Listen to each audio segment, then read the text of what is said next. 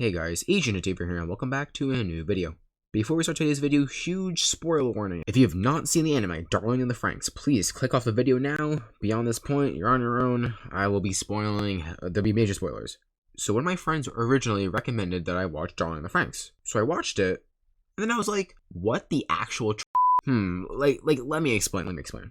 So just as a refresher, the first half of Franxx consists of the characters building between the teams and their relationships. From the get-go, I was a little bit unsure of what to expect from the anime, but after a few episodes, I immediately fell in love with the characters and the world building. The episodes they spent to cover most of the characters' emotions, whether it's their relationships between each other, or if they despise each other, and I liked how they approached it. It felt real.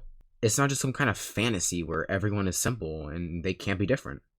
Because the show goes out of its way to show that the team is different and is unique, and I really like that. Not to mention the story arc / world building was marvelous. I mean, I'm gonna be ignoring its incredible animation, but the story was fantastic. I can't go without saying that the setting really pushed how the characters reacted. The deserted wasteland adds to their fear of the Krakasaurs, and having them called out for against the Brobdingnagian foes was visually appealing and really exciting. And my final reason for loving this anime is clearly just 0-2. Which I guess correlates with the character's aspect. However, there was a specific time where it just lost me, man. Where all this build-up would literally be dragged out into space and be indefinitely consumed by the dark void. And I'm talking about these things! When these little things were introduced, the anime just lost me, man. And here's the thing, it happened around the last 5 episodes. It rushed through the backstories just to end with the inhuman species to come out of nowhere and be more powerful than the Klaxosaurs, and just say, hey, let's just take over the Earth. I actually enjoy the backstories, and they did the thing. They did a time skip. It made sense, sort of. There's no build-up. They spent half of the last episode just going over, summarizing the time skip.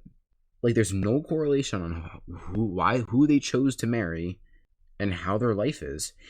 Clearly Earth is being rebuilt with actual life and people and reproduction, but that's it.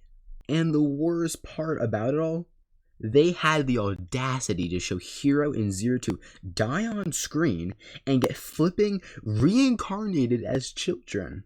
And that's how you're going to end it? The 3rd anniversary of the anime just recently passed, and you're not even going to mention that season 2 may be coming in anytime soon? The show had so much potential for being a masterpiece, but it dries up at the end for the fact that we only got 4 episodes to go over the most important part of the anime. And it really, really ruined it for me, man. I'm not going to say Darling in the Franxx was awful, because it plain out wasn't. What I am going to say, though, it had a bittersweet ending. It had a great build-up, which would be the sweet part. But that god-awful ending, and that weird feeling I had when they were just chasing around the tree, yeah, that left a really bitter taste in my mouth. Thank you all so much for watching this video. If you want to see me talk about more anime, let me know down in the comments. Have a great rest of your day, and I'll see you in the next video. Peace.